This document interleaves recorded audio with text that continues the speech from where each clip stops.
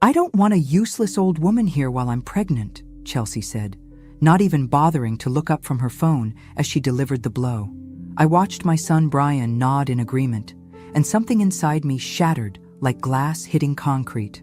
"You should find a new place to live, Mom," he added, his voice matter of fact, as if he was discussing the weather instead of throwing his 64-year-old mother out onto the street.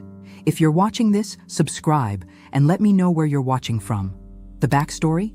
Well, 6 months earlier, I'd sold my beautiful 3-bedroom home to help Brian and Chelsea with their down payment. "It's temporary, Mom," Brian had promised, "just until we get on our feet."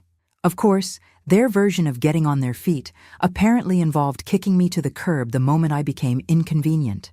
I'd been living in their converted garage for half a year, paying them rent, cooking their meals, and doing their laundry while they saved money. I'd even helped Brian with the electrical work and flooring when we converted the space, skills I'd picked up helping my late husband with home projects for 30 years. Chelsea's pregnancy had been difficult, and I'd been happy to help. Foolishly, I thought I was being useful. Turns out, I was just being used. "Where exactly am I supposed to go?" I asked, proud that my voice didn't shake. Chelsea finally looked up, her expression cold. "That's not really our problem, Dorothy. We need the space for the baby's nursery." Brian shifted uncomfortably. "There are senior communities. Mom, nice places. You'll meet people your own age." Right, because apparently 64 was ancient, and I needed to be put out to pasture. I'd raised this boy as a single mother after his father walked out. I'd worked 2 jobs, missed sleep, and sacrificed everything to give him opportunities. And this was my reward, being tossed aside like an old appliance that had outlived its usefulness. But here's the thing about being underestimated your whole life. You learn to keep your cards close to your chest. And boy, did I have cards they didn't know about. "Fine," I said calmly. "I'll be out by the weekend." Chelsea smirked, thinking she'd won. Brian looked relieved. Neither of them noticed the small, satisfied smile playing at the corners of my mouth as I walked back to the garage. 3 days later, I signed a lease on a cozy apartment downtown. Nothing fancy, but it was mine.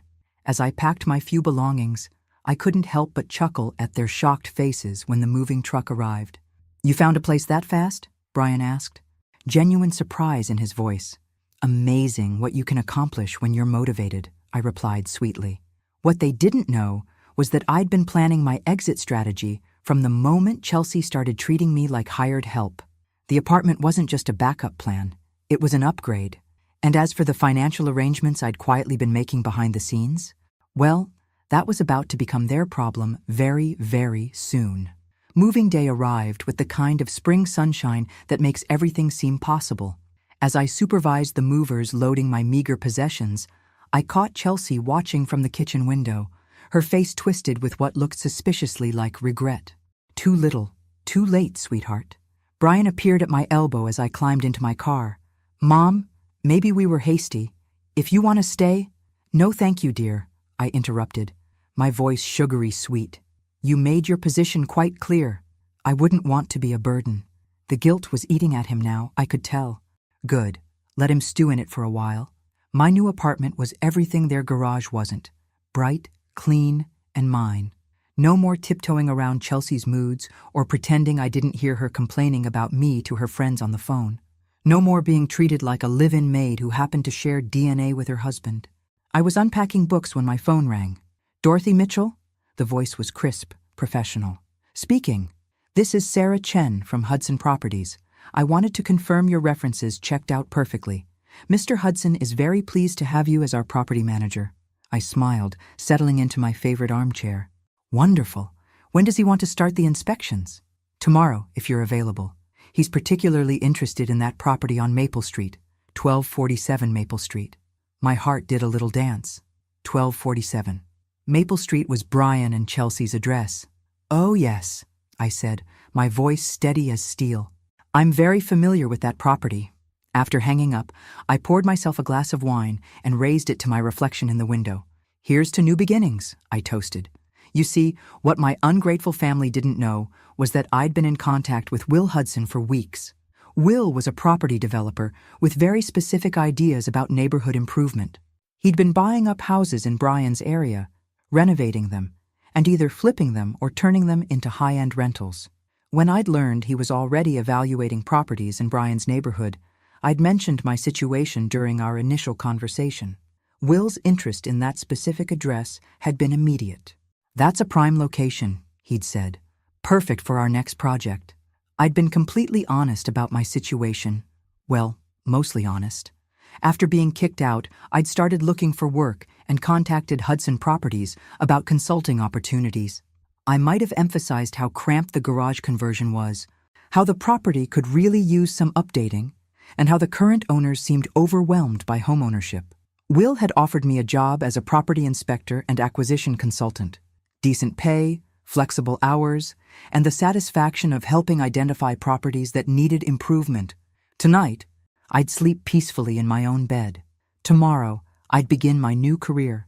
And by this time next week, Brian and Chelsea would understand exactly what happens when you throw away someone who's been protecting you from consequences you never saw coming. The next morning, I met Will Hudson at a coffee shop 3 blocks from Brian's house. He was exactly what I'd expected from our phone conversations. Mid-40s, sharp suit, the kind of confident smile that meant business was good. "Dorothy, pleasure to finally meet in person," he said, standing to shake my hand. "I've reviewed your paperwork. Your knowledge of this neighborhood is exactly what I need." We spent an hour discussing his development plans.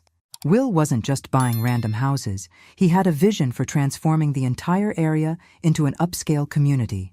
Property values would triple, which was fantastic news for anyone who wanted to sell. Not so fantastic for anyone who couldn't afford the new tax assessments. "Now about 1247 Maple Street," he said, pulling out a tablet with photos and property records. "You mentioned the owners might be interested in selling?" I sipped my coffee, choosing my words carefully.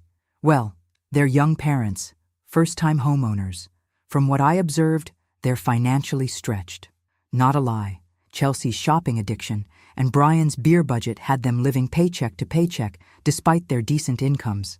And the property condition? Could use significant updating. The garage has been converted into living space, but I doubt it was done with proper permits. Also, not technically a lie. I'd helped Brian's friend Dave do the conversion, and permit applications had definitely not been part of the process." Will made notes on his tablet. "Perfect. I'd like to make them an offer today. Cash, quick closing. Sometimes young families need the flexibility to relocate quickly." 2 hours later, I found myself walking up the familiar driveway at 1247 Maple Street, clipboard in hand, following Will Hudson to the front door. Through the window, I could see Chelsea's surprised face as she spotted us approaching. Brian answered the door, work shirt wrinkled, looking like he'd had about 3 hours of sleep. "Can I help you?" Will stepped forward, business card extended. "Mr. Mitchell? Will Hudson, Hudson Properties. This is Dorothy, my property assessment consultant." I watched Brian's brain try to process the information. His eyes flicked to me, confusion and dawning recognition warring on his features. "We'd like to discuss a business proposition," Will continued smoothly. "May we come in?" This was it, the moment when everything I'd set in motion would begin to unfold. I kept my expression professionally neutral, but inside, I was counting down to impact. 3, 2, 1. The look on Brian's face when he realized who I was might have been comical under different circumstances. "Mom?" he whispered, his voice cracking like a teenager's. "Hello, Brian," I said pleasantly. "May we come in? Mr. Hudson has a very interesting proposal." Chelsea appeared behind Brian, her pregnant belly making her waddle slightly as she moved. "What's going on?" Then she saw me and her face went white. "What is she doing here?" Will looked between us with the sharp awareness of a man who hadn't built a multi-million-dollar business by missing important dynamics. "You know each other?" "Dorothy is my mother-in-law," Chelsea said, her voice tight. "Was," I corrected gently. "I was asked to find my own place, remember? Mr. Hudson offered me employment, and I mentioned this property might be available for development." The silence that followed was deafening. Brian's mouth opened and closed like a fish gasping for air. Chelsea grabbed his arm so hard her knuckles went white. Will cleared his throat. "Perhaps we should sit down and discuss business?" They led us to the living room, the same room where Chelsea had called me useless just 4 days ago. I settled into the chair I'd never been invited to use when I lived here, while Will spread papers across their coffee table. "I'll cut straight to the chase," Will said. "I'm prepared to offer you $450,000 cash for this property, closing within 30 days. Chelsea gasped. They'd paid $380,000 18 months ago with my help. That's very generous," Brian stammered. "But we're not looking to sell." "I understand," Will nodded. "However, I should mention that we've identified this entire block for redevelopment. The city has approved our plans for infrastructure improvements. New sewage systems, updated electrical, fiber optic cables. The construction will be extensive." I watched their faces as the implications sank in.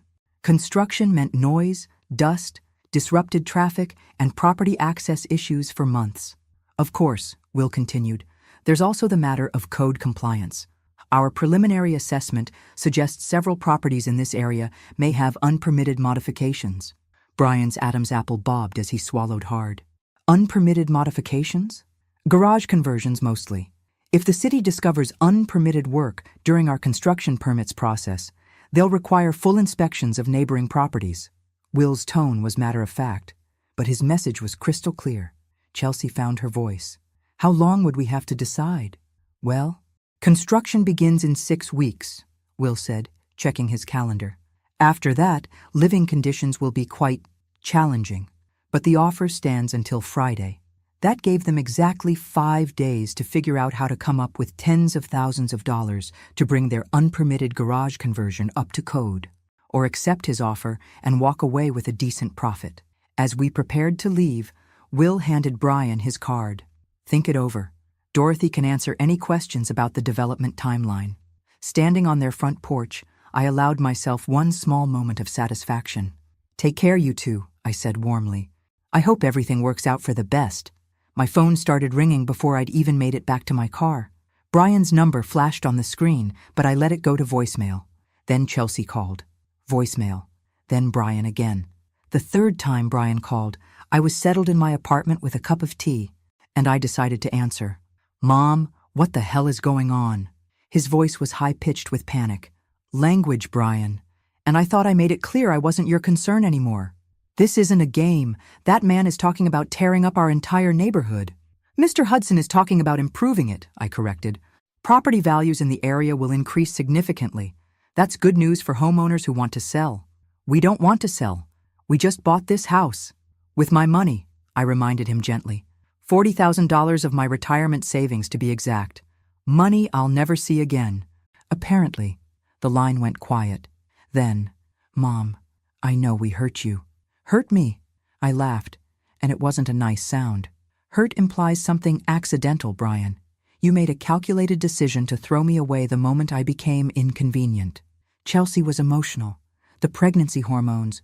"Don't you dare blame this on pregnancy hormones," I snapped. "Chelsea showed me exactly who she is, and you chose to support her instead of your mother. That's fine, you're adults, but actions have consequences." "So what? This is revenge? You're trying to force us out of our home?" I sighed, suddenly feeling very tired. "Brian, the city had already identified this area for development. Will Hudson was already evaluating properties in this neighborhood. I just confirmed that your house had the kind of issues he looks for in acquisition targets. You could have warned us. Like you warned me before deciding I was useless?" The words came out sharper than I intended, but I didn't take them back. Another long silence. Then, "What do you want from us?" "I don't want anything from you anymore," I said, and realized I meant it. I wanted respect. I wanted to be treated like family instead of hired help. But it's too late for that now. "Mom, please, Chelsea is pregnant. We need stability." Chelsea should have thought about stability before she decided to bite the hand that was feeding her. I hung up before he could respond. An hour later, someone was pounding on my door. Through the peephole, I saw Chelsea, mascara streaked down her cheeks, her face blotchy with tears. I opened the door but didn't invite her in. "Please," she said without preamble. "I'm sorry. I was wrong. I was stressed about the baby and I took it out on you. But this is insane. You can't destroy our lives because I said something mean." I leaned against my door frame, studying her. 6 months ago, this woman had systematically excluded me from family dinners, holiday plans, and even conversations in my own son's house. She'd made it clear I was unwelcome, unwanted, and unnecessary. Something mean, I repeated. Is that what you call it? I was wrong, she wailed. I admit it, but we're family. No, I said quietly. Family doesn't throw each other away. You made sure I understood I wasn't family. I'm just the woman who helped you buy your house. We'll pay you back. With what money? You're living paycheck to paycheck, and you're about to have a baby. Even if you wanted to pay me back, you couldn't. Chelsea's face crumpled completely. What do you want? How do we fix this? The question I'd been waiting for. The one that would determine whether this story had any chance of a happy ending. You want to know how to fix this? I asked Chelsea, who was still crying on my doorstep like a broken sprinkler system. It can't be fixed. You can't unring a bell, sweetheart. Her face went through about 6 different emotions before settling on desperate anger. So that's it? You're going to ruin us because your feelings got hurt? My feelings got hurt, I repeated slowly. Chelsea, you called me useless to my face and convinced my son to throw me out of his house. I sold my home to help you, and you repaid me by treating me like a burden you couldn't wait to discard. I said I was sorry. You said you were sorry because you need something from me. There's a difference. I watched her process this, her hand moving protectively to her belly. For a moment, I almost felt sorry for her. Almost. Look, I continued, Will Hudson's offer is fair. More than fair, actually. You'll make money on the sale, and you can buy something better in a different neighborhood. We don't want a different neighborhood. We want our house. Then you should have thought about that before you decided to alienate the one person who was protecting you from exactly this situation. Chelsea's eyes narrowed. What do you mean, protecting us? I smiled, and it wasn't entirely kind. Honey, do you think it was an accident that Will Hudson contacted you the week after I moved out? Do you think it's a coincidence that he suddenly became interested in your specific street? The color drained from her face as understanding dawned. You see, Will and I have been having conversations for weeks. Lovely man, very interested in neighborhood development opportunities, and I've been very helpful in identifying properties that might benefit from his attention. You planned this, she whispered. I planned to protect my family, I corrected, right up until the moment my family made it clear they didn't want my protection. Chelsea's phone buzzed. She glanced at it and her face went even paler. Brian's coming over. Good. It's time we all had an honest conversation. 10 minutes later, Brian burst through my door like his hair was on fire. Mom, we need to talk. Chelsea said you admitted you set this whole thing up. I admitted no such thing, I said calmly. I explained that I've been consulting with Mr. Hudson about neighborhood development opportunities. Your property happened to be of interest to him. That's the same thing. No, Brian, it's not. Setting it up would imply I created the problem. I simply stopped preventing it. He stared at me, confusion written all over his face. What does that even mean?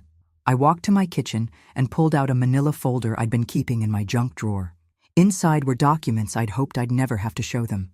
6 weeks ago, the city sent notice that your block was being evaluated for infrastructure improvement. They needed to verify that all properties were up to code before they could approve the development permits. I handed Brian the first document. This is the notice. It was mailed to all property owners on Maple Street. His face went white as he read. We never got this, because it was sent to the previous owners who forwarded it to their real estate agent, who contacted me since I was listed as the down payment contributor on your mortgage application. Chelsea grabbed the paper from Brian's hands. You've had this for 3 months and never told us? I've been handling it for 6 weeks, I corrected. Do you remember when I asked you about the garage conversion permits back in February? When I offered to help you get the paperwork sorted out? Brian's mouth fell open. You said it was just routine maintenance stuff. Because I didn't want you to worry during Chelsea's difficult pregnancy. I was working with a contractor friend to get everything brought up to code quietly. It would have cost about $8,000 and taken 2 weeks. The silence in my small apartment was deafening. Chelsea found her voice first. But you never did the work. I smiled sadly. That was going to be my moving out gift to you.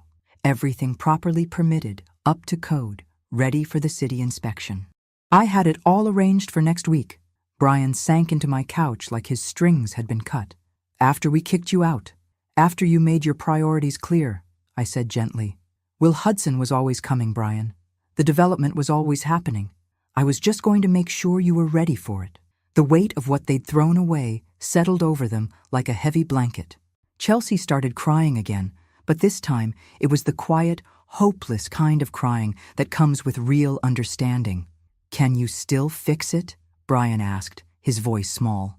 I looked at my son, my baby boy who'd grown up to break his mother's heart, and felt something crack inside my chest one final time. No, I said softly. It's too late for that now. But as I watched them leave, devastated and finally understanding the true cost of their cruelty, I couldn't help but think that sometimes the most important lessons are the ones that hurt the most to learn. The next morning brought 3 missed calls from Brian and a text from Chelsea that simply said, "Please." I deleted the text and made myself coffee, settling in to enjoy the quiet drama unfolding exactly as I'd expected. By noon, Will Hudson called. "Dorothy, I wanted to update you. The Mitchell property owners requested a meeting. They're asking about payment plans for the code compliance work." I stirred honey into my tea, savoring the irony. Payment plans? Apparently they can't afford the $8,000 for permits and renovations up front. They want to know if we'd accept partial payments over time. And your response? I told them the construction timeline doesn't allow for extended payment schedules. The city needs compliance verification in 2 weeks, or the entire block gets red tagged during development. Perfect. What did they say to that? The young man got quite emotional, started talking about family obligations and people who should help family in crisis. Will's tone was carefully neutral, but I caught the underlying question. Family helps family. Mr. Hudson, but only when the relationship is mutual. These particular family members made their position quite clear regarding mutual obligations. I see. Well, they've asked for the weekend to make a decision. After hanging up, I walked to my window and looked out at the city I'd lived in for 40 years. Such a beautiful spring day. Perfect weather for new beginnings.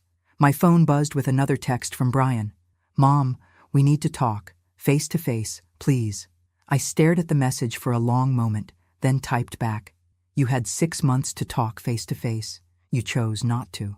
The response came immediately. "I'm coming over. I won't be home." But I was home, of course. I just didn't feel like pretending we had anything left to discuss. 20 minutes later, someone was knocking on my door. I ignored it. The knocking became pounding. "Mom, I know you're in there. Your car's in the parking lot." I turned up the television and continued reading my book. The pounding stopped, but through my peephole, I could see Brian sitting on the hallway floor outside my door. He was there for 3 hours. When he finally left, he slipped a piece of paper under my door. I waited 10 minutes before picking it up. "Mom, I know I can't undo what we did. I know sorry isn't enough. But Chelsea's scared about the baby, and we don't have anywhere else to turn. You're the strongest person I know. You always fix things. Please fix this." Brian, the strongest person he knew. Funny how strength looked different when you actually needed it versus when it was just convenient to have around. I folded the note and put it in my drawer with all the other things I'd decided to keep but never look at again. Friday arrived with unseasonable rain, the kind of steady downpour that makes everything look gray and defeated. I was reorganizing my bookshelf when my phone rang. Unknown number. "Dorothy Mitchell?" Speaking. "This is Patricia Hayes, Brian Mitchell's mortgage officer at First National. I'm calling because your son listed you as an emergency contact, and we have a situation." I sat down carefully. "What kind of situation?" "Mr. Mitchell called this morning requesting to add a home equity line of credit to cover unexpected expenses. However, our property assessment flagged some issues that need resolution before we can approve additional lending." "What kind of issues?" "Unpermitted modifications to the structure. Our appraiser noted that the garage has been converted to living space without proper documentation. For us to proceed, the property would need to be brought into code compliance." I almost smiled. The mortgage company had discovered the garage issue independently. Perfect timing. "I see. And why are you calling me?" "Your son seemed to think you might be able to help with the compliance costs. He mentioned you had experience with home renovation projects." "I do have experience," I said carefully. "What exactly did Brian tell you?" "He said his mother was in construction management and had offered to oversee the permit process. He seemed quite confident you'd handle the situation." Construction management. I'd been a secretary at an insurance company for 30 years, but apparently Brian was willing to say anything to get what he needed. Ms. Hayes, I think there's been a misunderstanding. I'm not currently in a position to assist with this project. Oh, long pause. Mr. Mitchell was very insistent that you'd already committed to helping. Mr. Mitchell was mistaken. After hanging up, I sat in my quiet apartment and tried to process what had just happened. Brian had told his mortgage company I was going to pay for the repairs, not asked me, assumed it. Even now, even after everything, he still thought I existed to solve his problems. My phone rang again. Brian this time. Mom, Patricia Hayes said you refused to help with the permits? I didn't refuse anything. I corrected her misunderstanding about my involvement. You told me you had it all arranged. The $8,000, the contractor, everything. I had it arranged when I lived in your house and considered myself part of your family. That arrangement died when you threw me out. This is insane.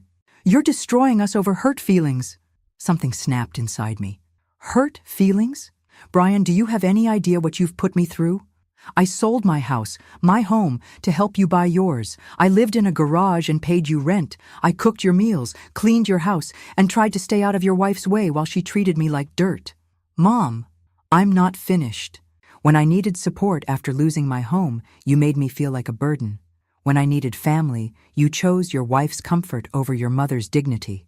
And now, when you need something, suddenly I'm family again? The line was quiet for so long, I thought he'd hung up.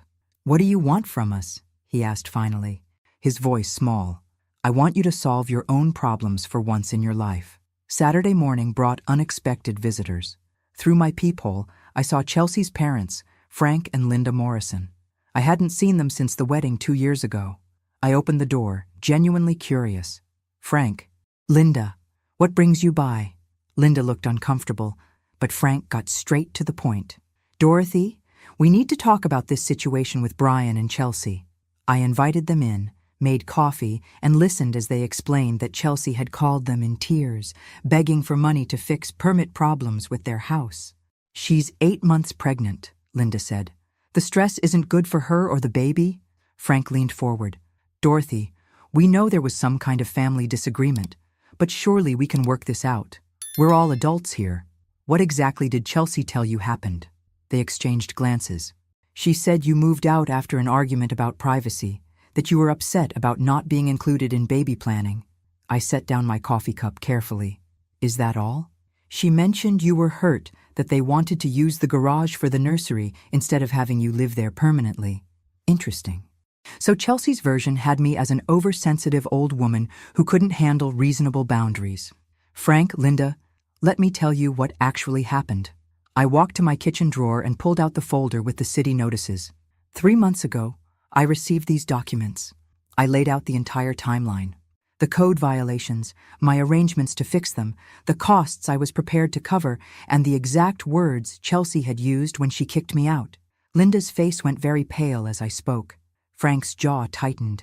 She called you useless? Linda whispered. Among other things. Frank stood up abruptly. We raised her better than that. I'm sure you did.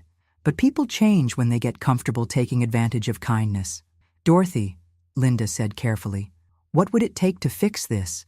Not just the house situation, but the family situation. It was a fair question from people who genuinely seemed to care about doing right. Linda, some things can't be fixed. Chelsea showed me who she really is when she thought it was safe to do so. Brian chose to support her rather than defend his mother. Those are character reveals, not momentary lapses.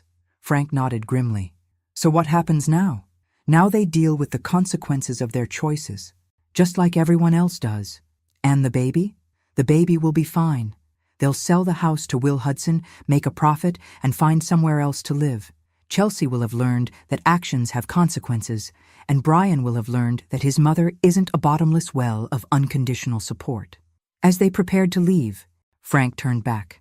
For what it's worth, Dorothy, you're handling this exactly right. We'll be having a serious conversation with our daughter. After they left, I sat in my quiet apartment and realized something had shifted in my chest. For the first time in months, I felt genuinely peaceful. Monday morning brought a phone call that changed everything. Dorothy, this is Will Hudson. We have a problem. I set down my crossword puzzle. What kind of problem? I just received a call from city planning. Someone filed a formal complaint about our development project, claiming we're using intimidation tactics to force residents out of their homes. My blood went cold. Who filed the complaint? Frank Morrison. Apparently he's some kind of retired city council member with connections. Chelsea's father. I should have seen this coming. Will, I can explain. Dorothy, the city is launching an investigation. They want to interview everyone involved in property acquisition for this project. That includes you. I closed my eyes. What kind of investigation? They're looking into whether Hudson Properties used unethical practices to pressure homeowners into selling. If they find evidence of intimidation or coercion, the entire development could be shut down. And my involvement? You're listed as a property consultant who provided inside information about specific addresses. They'll want to know how you identified the Mitchell property and what your relationship is to the owners. After Will hung up, I sat very still for a long time. Within 2 hours, my phone rang again. Mrs. Mitchell, this is Detective Sarah Chen with the City Planning Compliance Office.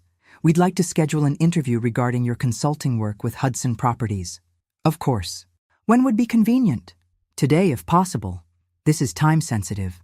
The interview took place in a sterile conference room at City Hall. Detective Chen was younger than I'd expected, with sharp eyes and the kind of quiet intensity that probably made suspects confess things they'd never intended to admit. Mrs. Mitchell, can you explain your relationship with Hudson Properties? I explained about my job as a property consultant, my knowledge of the neighborhood, and my role in identifying development opportunities. And your relationship to Brian and Chelsea Mitchell at 1247 Maple Street? Brian is my son.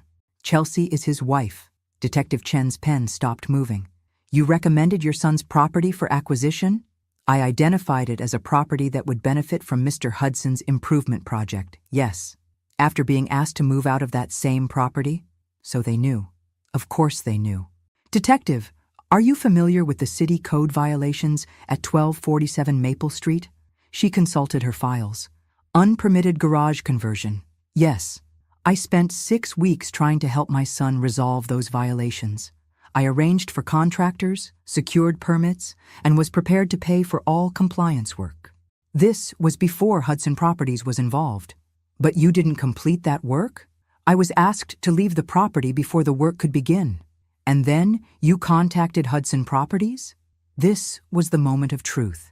No, Detective. Hudson Properties contacted me. They were developing the area with or without my input. I simply provided accurate information about property conditions. Detective Chen studied me for a long moment. Mrs. Mitchell, some people might see your actions as revenge against your son. I met her gaze steadily. Detective, some people might see my son's actions as elder financial abuse. I provided Mr. Hudson with factual information about code violations that were already documented by the city. If that helped him make an informed business decision, I consider that good consulting work. The interview lasted 2 more hours. When it was over, Detective Chen walked me to the door. Mrs. Mitchell, off the record. Family disputes like this rarely end well for anyone. Detective, off the record. Sometimes people need to learn that actions have consequences, even when those people are family. 3 days later, Will Hudson called with news that would change everything one final time. Dorothy, the investigation is closed. I gripped the phone tighter. And? No fraud, no coercion, no unethical practices. The city found that all our development procedures were legitimate, and your consulting work was entirely appropriate. Relief flooded through me. What about the complaint? Withdrawn. Frank Morrison called this morning and apologized for wasting the city's time. Apparently, he had some enlightening conversations with his daughter. That afternoon, my doorbell rang. Through the peephole, I saw Brian and Chelsea, both looking like they'd aged 10 years in the past week. I opened the door but didn't invite them in. Mom, Brian said quietly, we owe you an apology. Several apologies, Chelsea added, her voice barely above a whisper. I waited. My parents told us what you did, Chelsea continued, how you tried to protect us, how you were fixing everything, and we— Her voice broke. We threw it all away, Brian finished. We threw you away. I looked at my son, really looked at him. He'd lost weight, had dark circles under his eyes, and looked genuinely devastated. "Yes," I said simply. "You did. Can you forgive us?" Chelsea asked. It was the question I'd been dreading, because I wasn't sure of the answer. "I can forgive you," I said finally. "But I can't forget what you showed me about who you really are when you think it's safe to be cruel." "We want to make it right," Brian said desperately.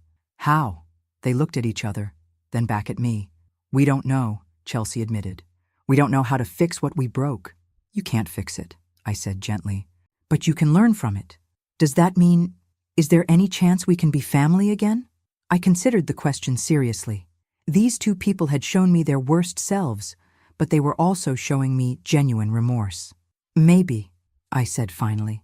"But it would be a different kind of family, one based on mutual respect instead of convenience. One where my value isn't measured by my usefulness." Hope flickered in Brian's eyes. "We can do that. Can you? Because Chelsea, the next time you're stressed about something, are you going to take it out on me? And Brian, the next time you have to choose between your wife's comfort and your mother's dignity, which will you choose?" They both started to answer, then stopped, understanding that these weren't rhetorical questions. "Think about it," I said. "Really think about it. And when you have honest answers, call me." 2 weeks later, they sold the house to Will Hudson for $450,000. After paying off their mortgage and closing costs, they walked away with $60,000 profit. They bought a smaller house in a different neighborhood, a house they could actually afford without anyone's help. Chelsea had the baby, a healthy girl they named Dorothy. It took 6 months before we had dinner together again. Not because I was punishing them, but because it took that long for us to figure out how to be family members instead of user and used. Today, a year later, we have a relationship that's smaller but stronger. Chelsea treats me with respect because she learned what happens when she doesn't. Brian makes his own decisions because he learned that his mother won't always be there to fix them. And me? I learned that sometimes the most loving thing you can do is let people experience the consequences of their choices. I'm 65 years old, living in my own apartment, working a job I enjoy, and finally understanding that being family isn't about what you're willing to endure. It's about what you're willing to require. The baby's first word was Gamma. She said it while reaching for me across her high chair, and I cried happy tears because I knew that this little girl would grow up in a family that had learned how to value each other properly. Sometimes, the best revenge is simply refusing to be anyone's victim ever again. Thanks for listening. Don't forget to subscribe and feel free to share your story in the comments. Your voice matters.